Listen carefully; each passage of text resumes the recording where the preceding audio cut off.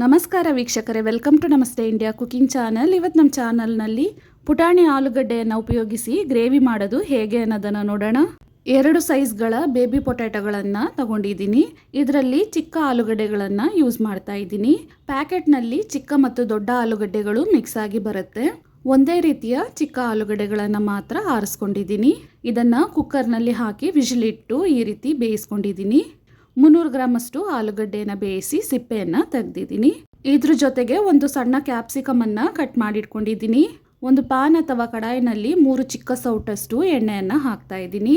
ಎಣ್ಣೆ ಬಿಸಿ ಆದಮೇಲೆ ಅರ್ಧ ಸ್ಪೂನ್ ಸಾಸಿವೆ ಸಿಡಿದಾದ್ಮೇಲೆ ಸಣ್ಣದಾಗಿ ಕಟ್ ಮಾಡಿರುವ 2 ಈರುಳ್ಳಿ, 1 ಕಡ್ಡಿ ಕರಿಬೇವಿನ ಸೊಪ್ಪನ್ನು ಹಾಕಿ ಬಾಡಿಸ್ತಾ ಇದ್ದೀನಿ. ಇದ್ರ ಜೊತೆಗೇನೆ ಕಟ್ ಮಾಡಿರುವ ಕ್ಯಾಪ್ಸಿಕಮ್ ಅನ್ನು ಹಾಕ್ತಾ ಇದ್ದೀನಿ. 1/4 ಸ್ಪೂನ್ ಅರಿಶಿಣದ ಪುಡಿ, 1 ಸ್ಪೂನ್ ಶುಂಠಿ ಬೆಳ್ಳುಳ್ಳಿ ಪೇಸ್ಟನ್ನು ಹಾಕಿ 2 ನಿಮಿಷದವರೆಗೂ ಬಾಡಿಸ್ತಾ ಇದ್ದೀನಿ.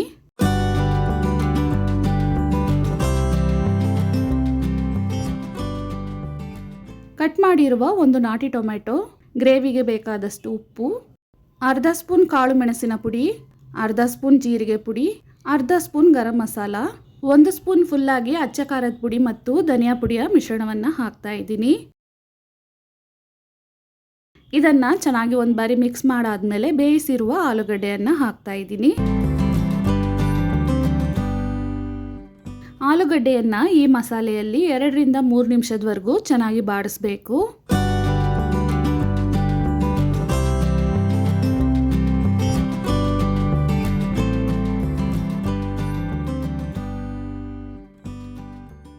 ಆಲೂಗಡ್ಡೆ ಮುಕ್ಕಾಲು ಮುಳುಗುವಷ್ಟು ನೀರನ್ನು ಹಾಕ್ತಾ ಇದ್ದೀನಿ.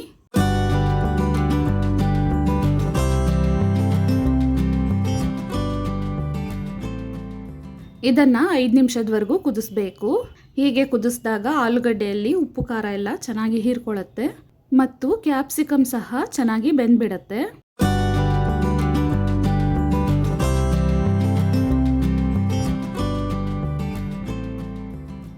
ಆಲೂಗಡ್ಡೆಯನ್ನು 5 ನಿಮಿಷ ಕುದಿಸಾಗಿದೆ. ಇದರಲ್ಲಿ 125 ml ಅಷ್ಟು ಫ್ರೆಶ್ ಕ್ರೀಮನ್ನು ಹಾಕ್ತಾ ಇದ್ದೀನಿ.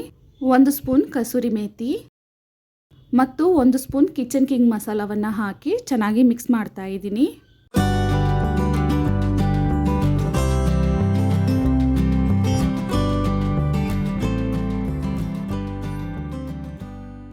ಇದನ್ನು ಸ್ವಲ್ಪ ಕುದಿಸ್ಬೇಕು, ಆದ್ರಿಂದ ಒಂದು ಸ್ವಲ್ಪ ನೀರನ್ನು ಹಾಕ್ತಾ ಇದ್ದೀನಿ.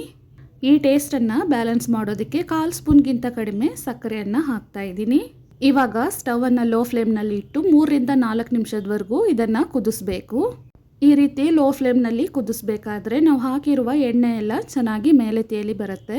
ಕಟ್ ಮಾಡಿರುವ 1 ಮುಷ್ಟಿಯಷ್ಟು ಕೊತ್ತಂಬರಿ ಸೊಪ್ಪನ್ನು ಹಾಕ್ತಾ ಇದ್ದೀನಿ. 3 ರಿಂದ 4 ನಿಮಿಷದವರೆಗೂ ಇದನ್ನು ಚೆನ್ನಾಗಿ ಕುದಿಸಾಗಿದೆ. ಕರೆಕ್ಟ್ ಹದಕ್ಕಿದೆ. ಸ್ಟವನ್ನು ಆಫ್ ಮಾಡೋಣ. ವೀಕ್ಷಕರೇ, ಈ ರೆಸಿಪಿ ನಿಮಗೆ ಇಷ್ಟ ಆಗಿದ್ದರೆ ನಮ್ಮ ಚಾನಲನ್ನು ಲೈಕ್ ಮತ್ತು ಸಬ್ಸ್ಕ್ರೈಬ್ ಮಾಡಿ.